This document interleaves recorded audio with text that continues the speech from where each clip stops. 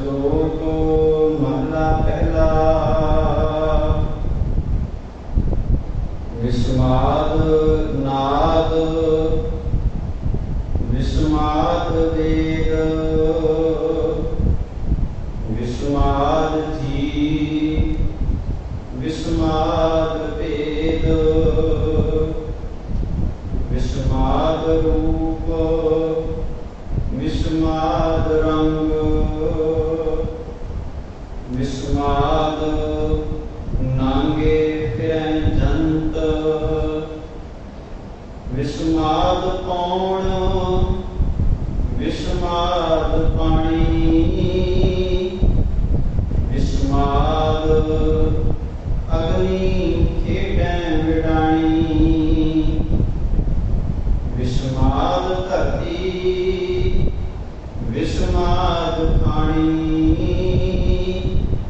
ਵਿਸਮਾਦ ਸਾਧ ਲਗੈ ਪ੍ਰਾਣੀ ਵਿਸਮਾਦ ਸੰਜੋਗ ਵਿਸਮਾਦ ਵਿਯੋਗ ਵਿਸਮਾਦ ਭੁਖ ਵਿਸਮਾਦ ਭੋਗ ਵਿਸਮਾਦ ਸਿਫਤ ਵਿਸਮਾਦ ਸਾਰਾ ਵਿਸਮਾਦ ਉਜੜ ਵਿਸਮਾਦ ਰਾ ਵਿਸਮਾਦ ਨੇੜੇ ਵਿਸਮਾਦ ਦੂਰ ਵਿਸਮਾਦ ਦੇਖੈ ਹਾਜ਼ਰਾ ਹਜ਼ੂਰ ਵਿਸਮਾਦ ਵਿਡਾਣ ਵੇਗ ਵਿਡਾਣ ਰਹਿਆ ਵਿਸਮਾਦ ਨਾਨਕ ਬੁਝਣ ਪੂਰੈ ਭਾਗ ਵੇਗ ਵਿਡਾਣ ਰਹਿਆ ਵਿਸਮਾਦ ਨਾਨਕ ਬੁਝਣ ਪੂਰੈ ਭਾਗ।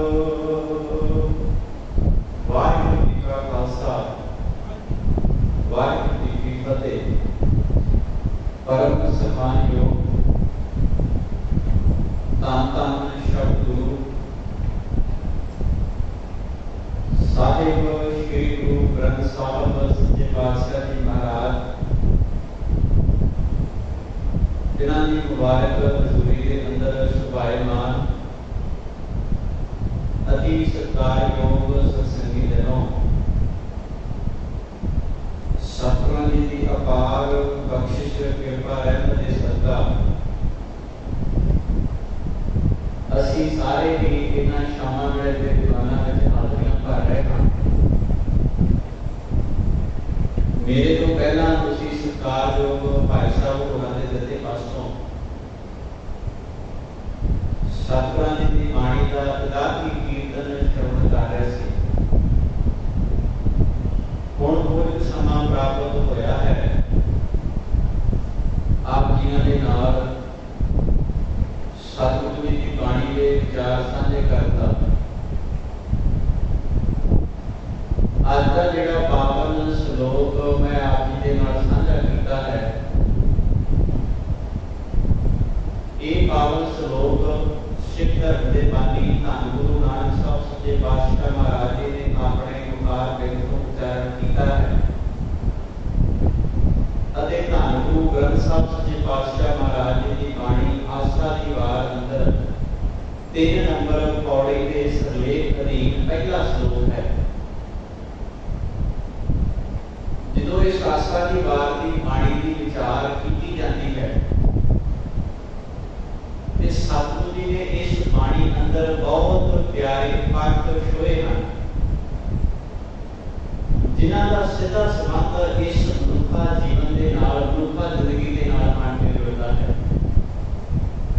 ਮੈਂ ਪਹਿਲਾਂ ਵੀ ਬਹੁਤ ਵਾਰ ਬੇਨਤੀ ਕੀਤੀ ਹੈ, ਜਦੋਂ ਵੀ ਕਿਸੇ ਵੀ ਸ਼ਲੋਕ ਨੂੰ ਵਿਚਾਰਨਾ ਹੋਵੇ ਤਾਂ ਉਸ ਸ਼ਲੋਕ ਦਾ ਕੇਂਦਰੀ ਭਾਵ ਹੁੰਦਾ ਹੈ ਪੌੜੀ। ਪੌੜੀ ਤੋਂ ਬਾਅਦ ਹੀ ਸ਼ਲੋਕਾਂ ਦੀ ਵਿਚਾਰ ਜਿਹੜੀ ਹੈ ਉਹ ਕੀਤੀ ਜਾਂਦੀ ਹੈ। ਇਸ ਪਾਵਨ ਪੌੜੀ ਦੇ ਅੰਦਰ ਧੰਨ ਗੁਰੂ ਨਾਨਕ ਸਾਹਿਬ ਸੱਚੇ ਪਾਤਸ਼ਾਹ ਮਹਾਰਾਜ ਆਖਦੇ ਨੇ, ਮਨ ਅੰਧੇ ਜਨਮ ਗਵਾਇਆ मानहानि के पीछे लग के ते बंदे ने अपना कीमती जन्म गवा लिया। जिन्होंने सतगुर ने बाणी में इदां लिखिया सी, मानस जन्म दुलांभ है, होए ना भारे बार, ज्यों बन फल पाके भूलि गए और ना लगे डार। ये जिहड़ा मनुखा जीवन है बड़ा कीमती है। मनुखा जीवन मनुख नूं वार-वार नहीं मिलता। मनुखा जीवन लैण दे वास्ते चंगे काम करता है ते चंगे कामां तो बाद ही जिहड़ा मनुखी सुभाਅ है ये मनुखा जीवन वाले पासे ਨੂੰ ਤੁਰਦਾ है। पर बाबा कबीर साहब कहते ने इन्हें बंदे ने अपना मनुखा जीवन गवा लिया। ते मनुखा जीवन है इदां दा सी ਇਹਦੇ ਜਿਵੇਂ ਇੱਕ ਵਾਰੀ ਦਰਖਤ ਨਾਲੋਂ ਕੋਈ ਚੀਜ਼ ਟੁੱਟ ਜਾਵੇ ਨਾ, ਮੰਨ ਲਓ ਫਲ ਹੈ ਦਰਖਤ ਨਾਲ ਲੱਗਿਆ ਹੋਇਆ, ਜਿਹੜਾ ਫਲ ਪੱਕ ਕੇ ਪ੍ਰਵਾਨ ਹੋ ਜਾਂਦਾ ਹੈ, ਜਿਹੜਾ ਫਲ ਪੱਕ ਕੇ ਬਾਜ਼ਾਰ ਦੇ ਵਿੱਚ ਚਲਾ ਜਾਂਦਾ ਹੈ, ਉਹਨੂੰ ਵਾਰ-ਵਾਰ ਫਿਰ ਦਰਖਤ ਦਾ ਸਾਹਮਣਾ ਨਹੀਂ ਕਰਨਾ ਪੈਂਦਾ, ਵਾਰ-ਵਾਰ ਉਹਨੂੰ ਹਨੇਰੀਆਂ ਦਾ ਸਾਹਮਣਾ ਨਹੀਂ ਕਰਨਾ ਪੈਂਦਾ। ਲੋਕ ਸੰਸਾਰ ਵਾਲੇ ਤਾਂ ਮੁੱਲ ਪਾਉਂਦੇ ਨੇ, ਸੰਸਾਰ ਵਾਲੇ ਲੋਕ ਉਹਦੀ ਕੀਮਤ ਤੈਅ ਕਰਦੇ ਨੇ, ਉਹਦੀ ਕੀਮਤ ਤਾਰ ਕੇ ਤੇ ਫਿਰ ਉਸ ਫਲ ਨੂੰ ਖਰੀਦਿਆ ਜਾਂਦਾ ਹੈ। ਹੁਣ ਵੈਸੇ ਇਸ ਸ਼ਲੋਕ ਦੇ ਦੋ ਭਾਵ ਨੇ। ਪਹਿਲਾ ਭਾਵ ਅਸੀਂ ਇਹ ਕਰਦੇ ਹਾਂ ਵੀ ਤੇਰਾ ਮਨੁੱਖਾ ਜੀਵਨ ਏਦਾਂ ਦਾ ਹੈ ਜਿਵੇਂ ਦਰਖਤ ਨੂੰ ਲੱਗਿਆ ਹੋਇਆ ਇੱਕ ਫਲ ਹੈ, ਜਿਹੜਾ ਫਲ ਦਰਖਤ ਨੂੰ ਲੱਗ ਜਾਂਦਾ ਹੈ ਉਹ ਫਿਰ ਵਾਰ-ਵਾਰ ਦਰਖਤ ਨਾਲ ਜੁੜਦਾ ਨਹੀਂ। ਦੂਜਾ ਇਹਦਾ ਮਤਲਬ ਇਹ ਹੈ ਕਿ ਜਿਹੜਾ ਜੀਵਨ ਮਨੁੱਖਾ ਜੀਵਨ ਇੱਕ ਵਾਰੀ ਪੱਕ ਕੇ ਪ੍ਰਵਾਨ ਹੋ ਜਾਂਦਾ ਹੈ ਉਹਨੂੰ ਫਿਰ ਬਾਰ-ਬਾਰ ਦੁਆਰ ਤੇ ਭਟਕਣਾ ਨਹੀਂ ਪੈਂਦਾ। ਉਹ ਫਿਰ ਇੱਕ ਸਹਿਜ ਵਿੱਚ, ਟਿਕਾਅ ਵਿੱਚ ਤੇ ਸ਼ਾਂਤੀ ਵਿੱਚ ਆ ਜਾਂਦਾ। ਇਸ ਪਾਵਨ ਪੌੜੀ ਦੇ ਸ਼ਬਦ ਅੰਦਰ ਸਤਿਗੁਰੂ ਕਹਿੰਦੇ ਨੇ ਮਨ ਅੰਧੇ ਜਨਮ ਗਵਾਇਆ, ਅੰਨੇ ਮਨ ਨੇ ਜਨਮ ਗਵਾ ਦਿੱਤਾ। ਹੁਣ ਜਦੋਂ ਮਨ ਨਾ ਹੋ ਜਾਵੇ ਤੇ ਸੁਭਾਵਿਕ ਦੀ ਗੱਲ ਹੈ, ਗੱਡੀ ਚਲਾਉਣ ਵਾਲਾ ਡਰਾਈਵਰ ਹੀ ਅੱਖਾਂ ਬੰਦ ਕਰ ਜਾਵੇ ਤੇ ਗੱਡੀ ਦਾ ਨੁਕਸਾਨ ਤਾਂ ਫਿਰ ਤੈਅ ਹੈ। ਜੇ ਗੱਡੀ ਚਲਾਉਣ ਵਾਲਾ ਅੱਖਾਂ ਬੰਦ ਕਰ ਜਾਵੇ, ਕਿਸੇ ਕਾਰਨ ਨੂੰ ਨੀਂਦ ਆ ਜਾਵੇ ਤੇ ਜਿਹੜੀਆਂ ਬਾਕੀ ਦੀਆਂ ਬੈਠੀਆਂ ਹੋਈਆਂ ਵਿੱਚ ਸਵਾਰੀਆਂ ਨੇ ਉਹ ਵੀ ਨਜਾਇਜ਼ ਹੀ ਕਈ ਵਾਰੀ ਮਾਰੀਆਂ ਜਾਂਦੀਆਂ ਨੇ, ਕਿਉਂਕਿ ਜਿਹੜਾ ਡਰਾਈਵਰ ਹੈ ਗੱਡੀ ਚਲਾਉਣ ਵਾਲਾ ਉਹ ਵੀ ਆਪਣੇ ਦਿਮਾਗ ਦਾ ਸੰਤੁਲਨ ਗਵਾ ਬੈਠਾ। ਹੁਣ ਸਾਡੇ ਸਰੀਰ ਦਾ ਡਰਾਈਵਰ ਕੌਣ ਹੈ? ਮਨ ਨੇ ਸਾਰੇ ਸਰੀਰ ਨੂੰ ਚਲਾਉਣਾ ਹੈ ਨਾ। ਜੋ ਚੀਜ਼ ਕਰਨ ਵਾਸਤੇ ਮਨ ਕਹਿੰਦਾ ਹੈ ਹੱਥ ਉਹ ਕਰਦੇ ਨੇ, ਜੋ ਚੀਜ਼ ਕਰਨ ਵਾਸਤੇ ਮਨ ਕਹਿੰਦਾ ਹੈ ਅੱਖਾਂ ਉਹ ਕਰਦੀਆਂ ਨੇ, ਜਿਹੜੀ ਗੱਲ ਸੁਣਨ ਵਾਸਤੇ ਮਨ ਕਹਿੰਦਾ ਹੈ ਕੰਨ ਉਹ ਸੁਣਦੇ ਨੇ। ਨਹੀਂ ਕਿੰਨਾ ਕੁਝ ਬੋਲਿਆ ਜਾ ਰਿਹਾ ਹੈ ਸੰਸਾਰ ਤੇ, ਕਿੰਨਾ ਚੰਗਾ ਬੋਲਿਆ ਜਾ ਰਿਹਾ ਹੈ, ਕਿੰਨਾ ਮੰਦਾ ਬੋਲਿਆ ਜਾ ਰਿਹਾ ਹੈ, ਪਰ ਜਿਹੜੀ ਚੀਜ਼ ਸਾਡੇ ਮਨ ਨੂੰ ਚੰਗੀ ਲੱਗਦੀ ਹੈ ਮਨ ਉਹ ਵੀ ਸੁਣਦਾ ਹੈ। ਜਿਹੜੀ ਚੀਜ਼ ਸਾਡੀਆਂ ਅੱਖਾਂ ਨੂੰ ਵੇਖਣ ਨੂੰ ਚੰਗੀ ਲੱਗਦੀ ਹੈ ਅੱਖਾਂ ਉਹ ਵੇਖਦੀਆਂ ਨੇ। ਜਿਹੜੀ ਚੀਜ਼ ਸਾਨੂੰ ਕਰਨ ਨੂੰ ਚੰਗੀ ਲੱਗਦੀ ਹੈ, ਹੁਣ ਮਾੜੇ ਕੰਮ ਵੀ ਇਹਨਾਂ ਹੱਥਾਂ ਨਾਲ ਕੀਤੇ ਜਾਂਦੇ ਨੇ ਤੇ ਚੰਗੇ ਕੰਮ ਵੀ ਹੱਥਾਂ ਨਾਲ ਹੀ ਕੀਤੇ ਜਾਂਦੇ ਨੇ। ਸੇਵਾ ਵੀ ਬੰਦਾ ਹੱਥਾਂ ਨਾਲ ਹੀ ਕਰਦਾ ਹੈ, ਵੰਡ ਛਕਣ ਦੀ ਭਾਵਨਾ ਵੀ ਹੱਥਾਂ ਨਾਲ ਹੀ ਆਉਂਦੀ ਹੈ, ਪਰ ਬੰਦਾ ਕਿਸੇ ਦਾ ਹੱਥ ਉਹਦਾ ਕਿੰਨਾ ਹੱਥਾਂ ਨਾਲ ਹੀ ਹੈ। ਮਤਲਬ ਬੰਦੇ ਦੇ ਸਰੀਰ ਵਿੱਚ ਸਾਰੀਆਂ ਚੀਜ਼ਾਂ ਹੈਗੀਆਂ ਨੇ ਪਰ ਵਰਤੋਂ ਬੰਦੇ ਦੀ ਆਪਣੀ ਹੈ। ਸਤਿਗੁਰੂ ਜੀ ਕਹਿੰਦੇ ਨੇ ਜਿਹੜਾ ਤੇਰਾ ਮਨ ਹੈ ਨਾ, ਜਦੋਂ ਇਹ ਨਾ ਹੋ ਗਿਆ ਫਿਰ ਤੇ ਹਾਲਾਤ ਕਿਦਾਂ ਦੇ ਹੋਣਗੇ। ਮਹਾਰਾਜ ਨੇ ਅੱਜ ਦੇ ਪਾਵਨ ਸ਼ਲੋਕ ਵਿੱਚ ਇਹਦੇ ਬਾਰੇ ਵਿਚਾਰ ਸਾਡੇ ਨਾਲ ਸਾਂਝੇ ਕੀਤੇ ਨੇ। ਸਤਿਗੁਰੂ ਜੀ ਕਹਿੰਦੇ ਨੇ ਵਿਸਮਾਦ ਨਾਦ, ਨਾਦ ਦਾ ਮਤਲਬ ਹੁੰਦਾ ਹੈ ਆਵਾਜ਼। ਕਈ ਲੋਕ ਆਵਾਜ਼ਾਂ ਦੇ ਵਿੱਚ ਵਿਸਮਾਦ ਸਮਝਦੇ ਨੇ, ਪਰ ਮਹਾਰਾਜ ਕਹਿੰਦੇ ਕੀ ਵਿਸਮਾਦ ਆਵਾਜ਼ਾਂ ਵਿੱਚ ਹੀ ਹੈ। ਕਈ ਵਾਰੀ ਕਹਿ ਜਾਂਦਾ ਕਿ ਫਲਾਣਾ ਬੰਦਾ ਬੜਾ ਵਧੀਆ ਕੀਰਤਨ ਕਰਦਾ ਹੈ, ਸਾਡਾ ਮਨ ਇੱਕ ਥਾਂ ਤੇ ਆਣ ਕੇ ਟਿਕ ਜਾਂਦਾ ਹੈ। ਫਲਾਣੇ ਬੰਦੇ ਦੀ ਆਵਾਜ਼ ਬਹੁਤ ਕਮਾਲ ਦੀ ਹੈ। ਜਦੋਂ ਆਹ ਭਾਈ ਸ਼ਬਦ ਪੜ੍ਹਦਾ ਹੈ ਕੀਰਤਨ ਦੀਆਂ ਸੁਰਾਂ ਵਿੱਚ ਤੇ ਮਨ ਇੱਕ ਥਾਂ ਤੇ ਟਿਕ ਜਾਂਦਾ ਹੈ, ਜਾਂ ਜਿਹੜਾ ਮਨ ਹੈ ਇਹ ਰੱਬ ਨਾਲ ਜਾ ਕੇ ਜੁੜ ਜਾਂਦਾ ਹੈ। ਮਹਾਰਾਜ ਕਹਿੰਦੇ ਨੇ ਕਿ ਰੱਬ ਇਹਨਾਂ ਨਾਦਾਂ ਵਿੱਚ ਹੀ ਹੈ, ਕੀ ਜਿਹੜਾ ਰੱਬ ਹੈ ਇਹਨਾਂ ਆਵਾਜ਼ਾਂ ਵਿੱਚ ਹੀ ਰਹਿੰਦਾ ਹੈ। ਵਿਸਮਾਦ ਕੀ ਇਹਨਾਂ ਚੀਜ਼ਾਂ ਵਿੱਚ ਹੀ ਹੈ। ਕਈ ਵਾਰੀ ਬੰਦਾ ਕਹਿੰਦਾ ਮੈਂ ਜਦੋਂ ਫਲਾਣੇ ਬੰਦੇ ਦਾ ਕੀਰਤਨ ਸੁਣਦਾ ਮੈਂ ਵਿਸਮਾਦ ਵਿੱਚ ਚਲਾ ਜਾਂਦਾ। ਵਿਸਮਾਦ ਦਾ ਮਤਲਬ ਹੁੰਦਾ ਹੈ ਉਹ ਜੀਵਨ ਦੀ ਅਵਸਥਾ ਜਿਸ ਨੂੰ ਬੰਦਾ ਆਪਣੀ ਜ਼ੁਬਾਨ ਤੋਂ ਬਿਆਨ ਨਾ ਕਰ ਸਕੇ, उस अवस्था को किया जाता है विस्माद।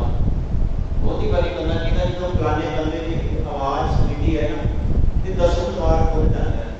और 10वें द्वार के बारे में साढ़े समाज में कई तरह के भरम लिखे जोड़े वो पाए जाते हैं। आनंद साहब जी की बाणी जो असीं पढ़ीए धन गुरु अमरदास महाराज जी, आनंद साहब की बाणी अंदर महाराज ने 10वें द्वार बारे एक पौड़ी लिखी है जिन्होंने सतगुर ने आख्या सी 10वां दुख रखाया। 9 दरवाजे ने शरीर के 10वां महाराज जी ने दुख रखाया। फिर इसके बारे बड़ी तरह की व्याख्या साढ़े चली। किसी ने आख्या जो 10वां द्वार है ना वो असीं खोलांगे तुसीं साडे कोल आओ। दूजे ने आख्या नहीं 10वां द्वार खोलण दा डिपार्टमेंट साडे कोल है, तुसीं साडे कोल आओ, असीं सौखा खोल दिंदे हां 10वां द्वार। किसी ने नहीं आख्या कि तुसीं गुरु ग्रंथ साहब दे लड़ लगो, तुहानूं माता है कि तुहाडा 10वां द्वार अपने आप ही खुल जाएगा। इहदा दी व्याख्या किसी ने नहीं की। अज पंजाब की धरती ते जिहड़े सिख विरोधी सानूं डेरे देश जांदे ने, लोकां को इहो तां भगत तुसीं च पाया, वो कहंदे ने कि आ नाम है इहनूं तुसीं बार-बार जिहड़ा है वो रिपीट करे जाओ, तुहाडी जिहड़ी सुरत है वो फिर ऊपर आकाश में चली जाएगी। आकाश तो बाद उत्थे एक दरवाजा होएगा, ਜਦੋਂ ਤੁਸੀਂ ਉਸ दरवाजे ਦੇ ਰਾਹੀਂ ਆਪਣੀ ਸੁਰਤ ਨੂੰ ਉਹਦੇ ਅੰਦਰ ਐਂਟਰ ਕਰੋਗੇ ਤੇ ਤੁਸੀਂ ਆਪਣੇ ਆਪ ਨੂੰ 10ਵੇਂ द्वार ਦੇ ਵਿੱਚ ਪ੍ਰਵੇਸ਼ ਕਰ ਜਾਓਗੇ। ਫਿਰ ਉਹਨਾਂ ਨੇ 5 ਨਾਮ ਦਿੱਤੇ ਤੇ 5 ਨਾਮ ਤੇ ਇਹ ਕਹਿ ਦਿੱਤਾ ਕਿ ਇਹ ਦੱਸਿਓ ਨਾ ਕਿਸੇ ਨੂੰ। ਜਿਹੜੇ ਨਾਮ ਅਸੀਂ ਤੁਹਾਨੂੰ ਦੱਸਾਂਗੇ ਇਹ ਕਿਸੇ ਨੂੰ ਦੱਸਣੇ ਨਹੀਂ। ਹੁਣ ਇਹ ਕਿਹੋ ਜਿਹਾ ਨਾਮ ਹੈ ਜਿਹੜਾ ਕਿਸੇ ਨੂੰ ਦੱਸਿਆ ਨਹੀਂ ਜਾਂਦਾ? ਨਾਮ ਦਾ ਇਹਦਾ ਨਾ ਹੋਇਆ, ਨਾਮ ਦਾ ਸ਼ੁਰੂ ਬੰਦੇ ਨੇ ਪੜਨਾ ਹੈ। ਬਾਣੀ ਛੱਡਣ ਦਾ ਉਪਦੇਸ਼ ਸਿੱਖੀ ਨੇ ਦਿੱਤਾ ਹੈ ਤੇ ਮਹਾਰਾਜ ਨੇ ਇਹ ਆਖਿਆ ਸੀ ਖਾਣਾ ਹੈ, ਖਰਚਾ ਹੈ, ਰਲ ਭਾਈ। ਇਹ ਜਿਹੜਾ ਨਾਮ ਹੈ ਨਾ ਇਹਨੂੰ ਖਾਣਾ ਹੈ। ਖਾਣ ਦਾ ਮਤਲਬ ਹੈ ਜੀਵਨ ਵਿੱਚ ਕਮਾਉਣਾ ਹੈ ਤੇ ਖਰਚਣਾ ਹੈ, ਭਾਵ ਲੋਕਾਂ ਵਿੱਚ ਵੰਡਣਾ ਹੈ। ਸਤਿਗੁਰੂ ਕਹਿੰਦੇ ਨੇ ਖਾਣਾ ਹੈ, ਖਰਚਾ ਹੈ, ਰਲ ਭਾਈ, ਤੋੜ ਨਾ ਆਵੇ ਵੱਧ ਹੋ ਜਾਏ। ਇਹ ਜਿਹੜਾ ਨਾਮ ਹੈ ਇਹਦਾ ਵੱਧਦਾ ਹੀ ਜਾਂਦਾ ਹੈ, ਇਹਦੀ ਤੋੜ ਨਹੀਂ ਆਉਂਦੀ। ਫਿਰ ਉਹ ਕਿਹੜੇ ਬੰਦੇ ਨੇ ਜਿਹੜੇ ਕਹਿੰਦੇ ਨੇ ਨਾਮ ਨੂੰ ਮੈਂ ਤੈਨੂੰ ਦੱਸ ਦਿੱਤਾ ਤੂੰ ਕਿਸੇ ਨੂੰ ਜਾ ਕੇ ਨਹੀਂ ਦੱਸਣਾ। ਇਦਾਂ ਦੇ ਲੋਕ ਵੀ ਸਾਡੇ ਵਿੱਚ ਹੈਗੇ। ਫਿਰ ਉਹ ਕਹਿੰਦੇ ਨੇ ਵਾਰ-ਵਾਰ ਇਹਨੂੰ ਰਿਪੀਟ ਕਰਨਾ ਹੈ। ਬੰਦੇ ਨੇ ਕੀ ਕਰਨਾ ਹੈ ਵੀ ਆਪਣਾ ਮੂੰਹ ਚਿਹਰਾ ਉਹਨੇ ਢੱਕ ਲੈਣਾ ਹੈ ਤੇ ਮੂੰਹ ਢੱਕਣ ਤੋਂ ਬਾਅਦ ਵਾਰ-ਵਾਰ ਨਾਮ ਪੜ੍ਹਨਾ, ਤੁਹਾਡੀ ਸੁਰਤ ਆਪਣੇ ਆਪ ਹੀ 10 द्वार ਦੇ ਵਿੱਚ ਪਹੁੰਚ ਜਾਏਗੀ। ਬੜੀ ਤਰ੍ਹਾਂ ਦੇ ਭਰਮ ਲਿਖੇ ਜਿਹੜੇ ਪਾਏ। ਜਦੋਂ ਧੰਨ ਗੁਰੂ ਅਮਰਦਾਸ ਮਹਾਰਾਜ ਦੀ ਬਾਣੀ ਪੜ੍ਹੀਏ ਨਾ, ਸਤਿਗੁਰੂ ਨੇ ਬਾਣੀ ਵਿੱਚ ਬੜਾ ਸੌਖਾ ਸਮਝਾਇਆ ਸੀ। ਇਹਨੇ 10ਵਾਂ ਦੁੱਖ ਰਖਾਇਆ। 10ਵਾਂ द्वार ਖੁੱਲਦਾ ਹੈ, ਦੁੱਖ ਕਿਹਦਾ ਜਦੋਂ ਬੰਦਾ ਜਨਮ ਲੈਂਦਾ ਹੈ ਇਸ ਧਰਤੀ ਬੰਦੇ ਨੂੰ ਸੋਝੀ ਨਹੀਂ ਕੀ ਸੱਚ ਹੈ ਕੀ ਝੂਠ ਹੈ, ਕੀ ਗਲਤ ਹੈ ਕੀ ਠੀਕ ਹੈ, ਕੀ ਭਲਾ ਹੈ ਕੀ ਬੁਰਾ ਹੈ। ਬੰਦੇ ਨੂੰ ਇਹਨਾਂ ਚੀਜ਼ਾਂ ਬਾਰੇ ਸੋਝੀ ਨਹੀਂ। ਜਿਉਂ-ਜਿਉਂ ਬੰਦਾ ਵੱਡਾ ਹੁੰਦਾ ਹੈ ਸੱਚ ਝੂਠ ਦਾ ਪਤਾ ਲੱਗਦਾ ਹੈ, ਆਪਣੇ ਪਰਾਇਆਂ ਨਾਲ ਬੰਦਾ ਨਫ਼ਰਤ ਕਰਨੀ ਸ਼ੁਰੂ ਕਰ ਦਿੰਦਾ ਹੈ। ਪਰ ਜਦੋਂ ਬੰਦੇ ਨੂੰ ਇੱਕਦਮ ਸੋਝੀ ਆਉਂਦੀ ਹੈ, ਉਸ ਸੋਝੀ ਆਉਣ ਤੋਂ ਬਾਅਦ ਜਦੋਂ ਬੰਦੇ ਦੀ ਸੁਰਤ ਗੁਰੂ ਚਰਨਾਂ ਵਿੱਚ ਜਾ ਵਰਾਈਦੀ ਹੈ, ਮਹਾਰਾਜ ਕਹਿੰਦੇ ਨੇ ਉਹ ਹੈ ਜਿਹੜਾ 10ਵਾਂ द्वार। ਹੁਣ ਐਗਜ਼ਾਮਪਲ ਇਹ ਹੈ, ਮੈਂ ਇਤਿਹਾਸ ਵਿੱਚ ਤੁਹਾਡੇ ਨਾਲ ਸਾਂਝੀਆਂ ਕਰਨਾ। ਪਹਿਲਾਂ ਬਾਣੀ ਵਾਲਾ ਭਾਗ ਹੈ। ਮਹਾਰਾਜ ਕਹਿੰਦੇ 10ਵਾਂ ਦੁੱਖ ਰਖਾਇਆ, ਗੁਰਦੁਆਰੇ ਦਾ ਇਹ ਭਾਵ ਨਹੀਂ, ਇੱਕ ਨਾ 10ਵਾਂ द्वार ਦਿਖਾਇਆ। ਜਿਹੜੇ ਗੁਰੂ ਦੇ ਚਰਨਾਂ ਵਿੱਚ ਆਣ ਕੇ ਟੇਕ ਜਾਂਦੇ ਨੇ ਉਹ ਫਿਰ ਉਸ 10ਵੇਂ द्वार ਦੀ ਅਵਸਥਾ ਤੇ ਜਾ ਕੇ ਪਹੁੰਚਦੇ ਨੇ। ਹੁਣ ਉਹ ਕਿਹੜੀ ਚੀਜ਼ ਹੈ ਜਿਹੜੀ ਅਸੀਂ ਆਸਾ ਦੀ ਬਾਤ ਦੇ ਆਰੰਭ ਦੇ ਸ਼ਲੋਕ ਵਿੱਚ ਪੜ੍ਹੀ ਸੀ। ਸਤਿਗੁਰੂ ਨੇ ਆਖਿਆ ਸੀ ਨਾ, ਜੇ 100 ਚੰਦਾ ਉਦੋਂ ਹੈ ਸੂਰਜ ਜਿਹੜਾ ਹੈ ਆਧਾਰ ਇਹਦੇ ਜਾਨ ਦੁਨੀਆ ਦੇ ਗੁਰਦੇ ਹੋਰ ਅੰਧਾਰ। ਜਿਹੜਾ ਗੁਰੂ ਤੋਂ ਬਿਨਾਂ ਹੈ ਨਾ ਜ਼ਿੰਦਗੀ ਵਿੱਚ ਭੁੱਖ ਹਰੇਗਾ। ਇਹਦਾ ਮਤਲਬ ਹੈ ਜਿਹੜਾ 10ਵਾਂ द्वार ਖੁੱਲਾ ਨਹੀਂ। ਜਦੋਂ ਗੁਰੂ ਜ਼ਿੰਦਗੀ ਦੇ ਵਿੱਚ ਆ ਗਿਆ 10ਵੇਂ द्वार ਦਾ ਮਤਲਬ ਇਹ ਨਹੀਂ ਕਿ ਮੱਥੇ ਵਿੱਚ ਕੋਈ ਇਦਾਂ ਦਾ द्वार ਬਣਿਆ ਹੈ ਤੇ ਬੰਦੇ ਨੇ ਇਹਨੂੰ ਤੋੜ ਕੇ ਜਿਹੜਾ ਕੱਢਣਾ ਹੈ, ਇਦਾਂ ਦਾ ਕੋਈ द्वार नहीं है। 10ਵੇਂ द्वार ਦਾ ਮਤਲਬ ਹੈ ਮਨੁੱਖ ਨੂੰ ਜੀਵਨ ਦੇ ਵਿੱਚ ਗੁਰੂ ਵਾਲੀ ਸੋਝੀ ਮਾਤਾ ਜਾਣੀ, ਜਿਹਨੂੰ ਬਾਣੀ ਵਿੱਚ ਗੁਰ ਵੱਧ ਗਿਆ, ਗੁਰੂ ਦੀ ਮਾਤਾ ਜਾਣੀ।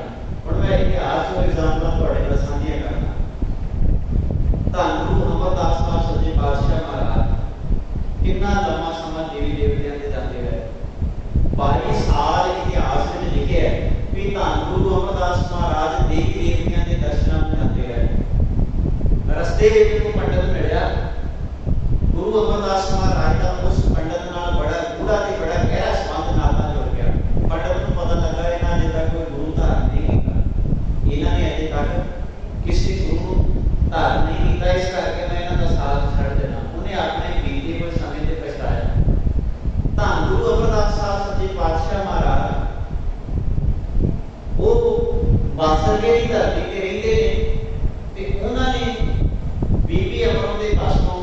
सतगुरु गुरु नानक साहब सच्चे पातशाह महाराज जी की बाणी में सुनिया।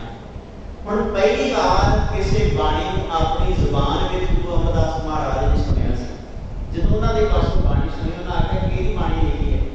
हालांकि पहला भी जानते सन, ये कहते कि गुरु नानक साहब सच्चे पातशाह महाराज जी की बाणी है। गुरु अमरदास महाराज कहने लगे किथे जो कहते आप तो ज्योति जोत समा गए। हुण उन्हां दी जगह ते हजूर साहब की धरती ते उन्हां दा पुत्र अधिकारी भाई लहणा जिहदा नाम है ते गुरु अंगद बन के गुरगद्दी ते बैठा होया है। वो हजूर साहब की धरती ते रहिंदा है। गुरु अमरदास महाराज बाबा लहणा जी के कोल भाव गुरु अंगद साहब सच्चे पातशाह महाराज कोल जांदे। उत्थे जाके उन्होंने सिक्खी की कठिन धारणा घालिया ते कठिन धारणा घालण तो बाद गुरगद्दी ते विराजमान होंदे। हुण जदों जीवन दे सुलझी आई पुराने पखंड छड्ड दित्ते, पुराने वहम छड्ड दित्ते, पहला जिहड़े वर्त रखदे सन सारियां चीज़ां छड्ड के उन्होंने आख्या अज तो बाद मेरा जीवन ना है, इहनूं किहदे 10वां द्वार खोलणा, इहनूं किहदे गुरु दी माता लैणी, इहो ही असल दे विच 10वां द्वार। बाबा बंदा सिंह बहादुर दा तुसीं पहला जीवन पढ़े हो। बाबा बंदा सिंह बहादुर अपने पहले जीवन दे विच रजौरी पुंछ दी धरती ते उन्हां दा जन्म होया ते एक राजपूत घराणे नाल बाबा बंदा सिंह बहादुर दा परिवार संबंध रखदा है। पहला नाम बाबा बंदा सिंह बहादुर दा माधो दास है। हुण राजपूत घराना सी, जंगल दे विच इन्हां दा घर सी, इलाका सी।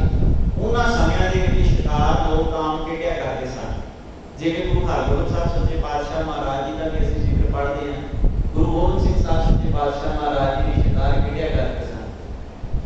उन्हां समयां दे विच शिकार जो खेडिया करदे सन ते एक दिन बाबा बंदा सिंह बहादुर जिन्हां दा पहला नाम माधो दास जंगल विच जा रहे सी।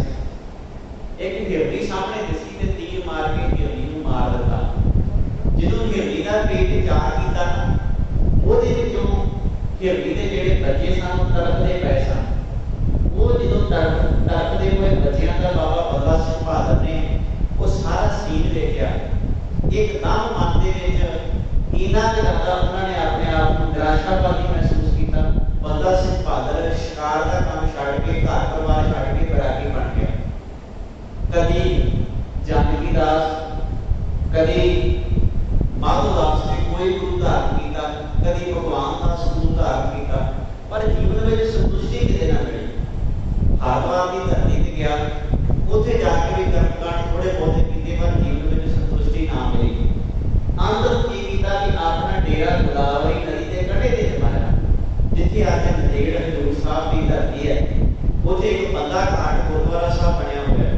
उस स्थान ते बाबा बंदा सिंह बहादुर ने डेरा कीता। उन्हां समयां दे विच जिहड़ा इलाका सारा जंगल दा इलाका सी, जिहड़ी गोदावरी नदी सी ਉਹਦੇ ਦੁਆਲੇ ਦੁਆਲੇ ਸਾਰੇ ਲੋਕੀ ਹੁੰਦੇ ਸਨ ਤੇ ਇਤਨਾ ਸਾਧ ਪਾਣੀ ਦੇ ਨਾਲ ਝੜੀਆਂ ਦੇ ਵਿੱਚ ਟਿਕਿਆ ਕਰਦੇ ਸਨ। ਬਾਬਾ ਬੰਦਾ ਸਿੰਘ ਬਹਾਦਰ ਦੇ ਕੁਝ ਚੇਲੇ ਸਨ। ਇਧਰੋਂ ਗੁਰੂ ਗੋਬਿੰਦ ਸਿੰਘ ਸਾਹਿਬ ਸੱਚੇ ਪਾਤਸ਼ਾਹ ਮਹਾਰਾਜ ਦੇ ਬਹਾਦਰ ਸ਼ਾਹ ਦੇ ਨਾਲ ਦੱਖਣ ਵਾਲੇ ਪਾਸੇ ਨੂੰ ਜਾ ਰਹੇ ਸਨ, ਕਿਉਂਕਿ ਬਹਾਦਰ ਸ਼ਾਹ ਨੇ ਇਸ ਗੱਲ ਦਾ ਵਾਅਦਾ ਕੀਤਾ ਸੀ ਕਿ ਮੈਂ ਤੁਹਾਡੇ ਸਾਹਿਬਜ਼ਾਦਿਆਂ ਦੀ ਮੌਤ ਦਾ ਬਦਲਾ ਜਿਹੜਾ ਹੈ ਉਹ ਵਜ਼ੀਰ ਖਾਨ ਤੋਂ ਲਵਾਂਗਾ ਤੇ ਇਹਨੂੰ ਸਰਹੰਦ ਦੇ ਤਖਤ ਤੋਂ ਉਤਾਰ ਦਿਆਂਗਾ। रस्ते में जो गुरु गोबिंद सिंह साहब सच्चे पातशाह महाराज जी को बहादुर शाह की नीयत का पता लगा, सतगुरु ने उन्हों का साथ छड़ दिता ते सुनिया कि इधर एक बंदा बैरागी करके निकला है। सतगुरु ने उसके डेरे वाले चाचे पा दिते। जदों धन गुरु गोबिंद सिंह साहब सच्चे पातशाह महाराज उस जगह ते पहुंचे जिथे बाबा बंदा सिंह बहादुर निवास करता सी, उहदे चेलियां ने आख्या तुसीं कौन हो? गुरु गोबिंद सिंह साहब सच्चे पातशाह महाराज ने पूछा तुसीं कौन? इन्हां आख्या असीं गुरुआं 10वें गुरु नानक साहब की गद्दी के 10वें पुत्र अधिकारी गुरु गोबिंद सिंह साहब। गुरु साहब जाके उस पलंग ते बैठ गए जिथे बाबा बंदा सिंह बहादुर बैठा करता सी। हुण लोकां दे विच उन्हां समयां दे विच करामाती चीज़ां आम ही पाईयां जांदियां सन। वैसे करामात अज दे समय विच भी कई बार असीं डर जांदे हां, कई बार कहने की करामात वैसे होंदी है, पर वो करामात नहीं जिहड़ी असीं मनदे हां। करामात ये है कि जिवें रुख है धरती ते लग्या हुआ है, धरती दे विचों किहों जिहियां चीज़ां प्राप्त करदा रुख सानूं खाण नूं मिठे फल दिंदा। ये कुदरत दी करामात है। इस भेद नूं कोई समझ नहीं सकदा, इन्हां चीज़ां नूं कोई पैदा नहीं कर सकदा, पर असीं करामात जिहड़ी होर तरीके दी मनदे हां। सो खैर मेरा विशा नहीं। गुरु गोबिंद सिंह साहब सच्चे पातशाह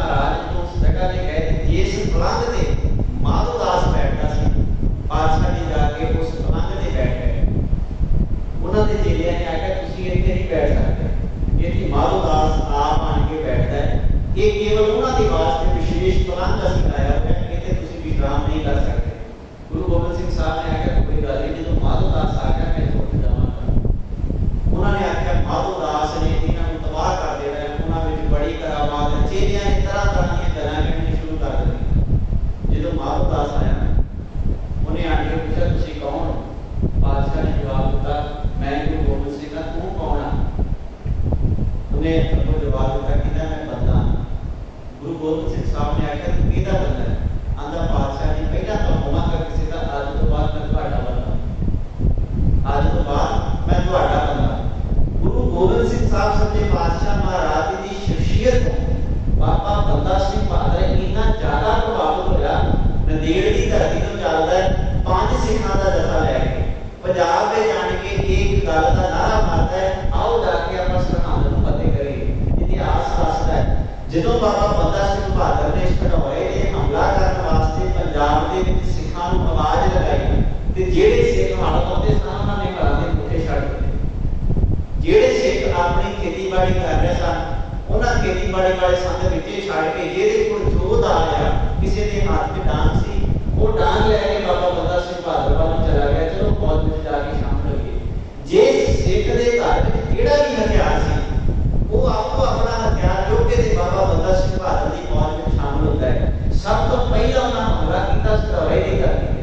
उन्होंने आख्या पीर बुद्धू शाह नूं मरवाउण वाले भी सदौरे की धरती के रहने वाले ने, साहिबजादियां नूं कतल करने वाले शासर बेग ते बाशर बेग वो भी इस सदौरे की धरती के रहने वाले ने। सब तो पहला बाबा बंदा सिंह बहादुर ने आके सदौरे की उस धरती पे हमला करके उन्होंने मिट्टी दे विच ला दित्ता। ये ताकत है, ये है असल दे विच 10वां द्वार खुलना। सोची आता है कि असल में गल की है, गुरु मैनूं समझाउणा की चाहुंदा है। कदी वो बाबा बंदा सिंह बहादुर जिहड़ा गिरदी दे मन तो बैरागी बन गया, अज सरहंद विच सरहंद दीआं गलियां दे विच कदों उतार मची पई है। वजीर खान बाबा बंदा सिंह बहादुर दे अगे हाड़े कढदा है, मैनूं बख्श दिओ, मैं अपने कीते हुए गुनाहां दी माफी मंगदा। पर अज वजीर खान बाबा बंदा सिंह बहादुर दे सामने ते बंदा सिंह दे मूंह दे विचों इक्को ही आवाज़ निकलदी है। उन्हें आख्या तू गुरु गोबिंद सिंह साहब के बच्चों को शहीद किया है, तेरी सजा हुण इत्थे इस जंग के मैदान में ही होएगी। ते वजीर खान नूं बाबा बंदा सिंह बहादुर मिट्टी नाल मिट्टी दे विच मिला दिंदा है। ये साडा इतिहास है। उस सरहंद दी धरती ते इतिहास दसदा 3 दिन खोतियां दे नाल हल वाया गया। उहदा मतलब ये सी कि इस सरहंद दी जेहड़ी पापी धरती है इहनूं असीं जड़ों पुट मारना है। जिन्ना सरहंद शहर का मलबा सी शहर के बाहर सारा उन्होंने इकट्ठा कर दिता। जो 1947 तो पहला अंग्रेजों का राज सी भारत के उत्ते ते इन्हां ने जिहड़ी रेल की पटड़ी कढ़ी वो सारा मलबा चुक के इन्होंने रेल की पटड़ी के थल्ले बिछा दिता। नहीं ते उस वक्त इतिहास दसदा बाबा बंदा सिंह बहादुर ने पूरे सरहंद शहर को ढा के उत्ते खालसे का पहला राज स्थापित किया। तुसीं हैरान होगे साध संगत, वो बाबा बंदा सिंह बहादुर जिहड़ा हिरनी दे मन तो बैरागी हो गया सी। जो 1716 में गुरदास नंदन की कड़ी के विच पढ़िया जाता है ते पिंजरे दे विच पा के उहनूं दिल्ली की धरती ते ले जाया जाता है। अज दे सामने उहदा 4 साल का पुत्र है अजय सिंह ते अजय सिंह का कलेजा कढ़ के बंदा सिंह बहादुर दे मूंह विच पाया जाता है। उहनूं आख्या जाता सिक्की छड्ड के कोई नहीं रखिया इहदे। जिहड़ा गिरणी दे बच्चे मन तो बैरागी हो गया सी, अपना बच्चे का दिल बाहर कढ़वा के भी अज गुरु के भाणे नूं सद करके मन ये है गुरु की करामात। इन्हों किते 10वां द्वार खुलना। 10वां द्वार खुलना ये नहीं कि साडी सुरत किसी मंडल में पहुंच के ना ना ना 10वां द्वार खुलने का मतलब है गुरु की मत को जीवन में धारण कर लेना। जो गुरु की मत जीवन में धारण की जाती है, बंदा कहता है हुण बंदा अपना पूरा जिहड़ा शरीर है इनू तो कटवा देगा पर अपने गुरु को नहीं छड्डेगा। भाई मलीदास का इतिहास ही देख लो, आए नाल दो पाड़ा अपने आप को करवा लिया पर उन्हें आख्या अखीरी वक्त में कि जेड़ा मेरा मुंह है वो मेरे गुरु के वाल होना चाहिए, मेरी अखीरी तमन्ना चाहिए कोई है। इन्हों कहते असल में 10वां द्वार खुलना। ये है 10वें द्वार में पहुंचने की अवस्था। जलाद जरूरियां दे नाल बंदा सिंह बहादुर दा मास खिंच रहे पर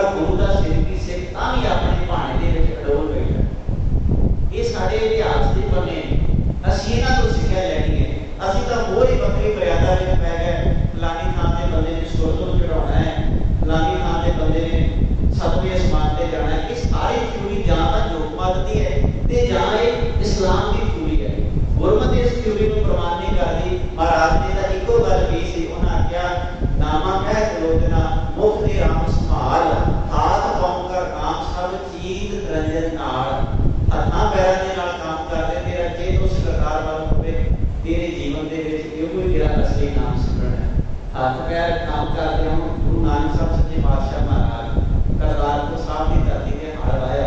ਜਿੱਦਣ ਪਹਿਲੀ ਵਾਰ ਬਾਬਾ ਲਹਿਣਾ ਜੀ ਪਾਤਸ਼ਾਹ ਜੀ ਮਿਲਦੇ ਖੇਤਾਂ ਦੇ ਵਿੱਚੋਂ ਨੀਂਦ ਪੁੱਟ ਰਹੇ। ਬਾਬਾ ਲਹਿਣਾ ਜੀ ਨੂੰ ਆਖਿਆ ਤੁਸੀਂ ਵੀ ਇਹਦੇ ਵਿੱਚੋਂ ਨੀਂਦ ਪੁੱਟੋ। ਬਾਬਾ ਲਹਿਣਾ ਜੀ ਨੂੰ ਆਖਿਆ ਮਤਲਬ ਸਮਝ ਆਇਆ? ਕਹਿਣ ਲੱਗੇ ਪਾਤਸ਼ਾਹ ਸਮਝ ਨਹੀਂ ਆਇਆ। ਉਹਨਾਂ ਆਖਿਆ ਮਤਲਬ ਇਹਦਾ ਇਹ ਹੈ ਕਿ ਜਿਵੇਂ ਖੇਤ ਦੇ ਵਿੱਚੋਂ ਨਦੀਨ ਬਾਹਰ ਕੱਢਿਆ ਜਾਂਦਾ ਹੈ ਕਿ ਜਿਹੜੀਆਂ ਇਹਦੀਆਂ ਜੜ੍ਹਾਂ ਨੇ ਉਹਨਾਂ ਨੂੰ ਇਹਦੀ ਖੁਰਾਕ ਲੱਗ ਸਕੇ, ਇਹਦੀਆਂ ਜੜ੍ਹਾਂ ਮਜ਼ਬੂਤ ਹੋ ਸਕਣ। ਉਹਨਾਂ ਆਖਿਆ ਆਪਣੇ ਜੀਵਨ ਦੇ ਵਿੱਚੋਂ ਖੇਤਾਂ ਵਿਕਾਰਾਂ ਨੂੰ ਪੁੱਟ ਕੇ ਬਾਹਰ ਕੱਢਣਾ ਹੈ ਤੇ ਇਹਦਾ ਆਪਣੇ ਜੀਵਨ ਦੇ ਸਹੀ ਮਕਸਦ ਨੂੰ ਸਮਝ ਕੇ, ਆਪਣੇ ਜੀਵਨ ਦੇ ਅਸਲ ਜ਼ਰੂਰਤ ਨੂੰ ਸਮਝ ਕੇ ਜੀਵਨ ਦੇ ਵਿੱਚ ਆਪਣੀ ਜੜ੍ਹ ਸਕੂਲ ਦੇ ਨਾਲ ਜੋੜਨੀ। ਇਹ ਬੰਦੇ ਦੇ ਜੀਵਨ ਦਾ ਜਿਹੜਾ ਹੈ ਉਹ ਮਕਸਦ ਹੈ। ਇਹੀ ਬੰਦੇ ਦੇ ਜੀਵਨ ਦਾ ਅੰਤਮ ਮੁਕਾਮ ਹੈ, ਜਿਸ ਮੁਕਾਮ ਤੱਕ ਜਿਹੜਾ ਹੈ ਉਹ ਬੰਦਾ ਪਹੁੰਚਣਾ ਹੁੰਦਾ ਹੈ। ਇਹੀ ਸਾਨੂੰ ਗੁਰਮਤਿ ਨੇ ਸਿਖਾਇਆ, ਇਹੀ ਸਾਨੂੰ ਗੁਰਮਤਿ ਨੇ ਪੜ੍ਹਾਇਆ। ਤੁਸੀਂ ਜਿੰਨਾ ਵੀ ਗੁਰੂ ਨਾਨਕ ਸਾਹਿਬ ਸੱਚੇ ਪਾਤਸ਼ਾਹ ਮਹਾਰਾਜ ਜੀ ਤੋਂ ਲੈ ਕੇ ਸਤਿਗੁਰੂ ਦੀ ਬਾਣੀ ਪੜ੍ਹ ਲਓ, ਇਤਿਹਾਸ ਪੜ੍ਹ ਲਓ। ਸਤਿਗੁਰੂ ਨੇ ਆਖਿਆ ਉਸ ਰੱਬ ਨਾਲ ਜੁੜਨਾ, ਉਸ ਰੱਬ ਨਾਲ ਆਪਣੀ ਸੁਰਤ ਨੂੰ ਇੱਕ ਕਰਨਾ ਬੰਦਿਆ। ਇਹੀ ਤੇਰੇ ਜੀਵਨ ਦਾ ਜਿਹੜਾ ਮਕਸਦ ਹੋਣਾ ਚਾਹੀਦਾ ਹੈ। ਅੱਜ ਦੇ ਇਸ ਪਾਵਨ ਸਰੋਵਰ ਦੇ ਧੰਨ ਗੁਰੂ ਨਾਨਕ ਸਾਹਿਬ ਸੱਚੇ ਪਾਤਸ਼ਾਹ ਮਹਾਰਾਜ ਆਖਦੇ ਨੇ ਵਿਸਮਾਦ ਆਵਾਜ਼ਾਂ ਵਿੱਚ ਨਹੀਂ ਹੈ, ਵਿਸਮਾਦ ਵੇਦਾਂ ਵਿੱਚ ਨਹੀਂ ਹੈ। ਇਹ ਵੀ ਚੀਜ਼ਾਂ ਜਿਹੜੀਆਂ ਲੋਕਾਂ ਨੇ ਕਰ ਕਰ ਵੇਖੀਆਂ ਪਰ ਸੰਤੁਸ਼ਟੀ ਕਿਸੇ ਨੂੰ ਇਹਨਾਂ ਚੀਜ਼ਾਂ ਦੇ ਵਿੱਚ ਜਿਹੜੀ ਹੈ ਨਹੀਂ ਲੱਗੀ। ਰਹਿੰਦੇ ਸ਼ਲੋਕ ਦੇ ਵਿਚਾਰ ਅਸੀਂ ਕੱਲ੍ਹ ਦੇ ਦਿਮਾਗ ਵਿੱਚ ਸ਼ਬਦ ਕਰਾਂਗੇ ਜੀ। ਇਹਦੀਆਂ ਬੇਨਤੀਆਂ ਪ੍ਰਵਾਨ ਹੋਈਆਂ ਉਹਨਾਂ ਚੁੱਕਾਂ ਦੇ ਖਿਮਾ ਪੜਿਆ ਗੁਰੂ ਜੀ। ਜੇ ਕੋਈ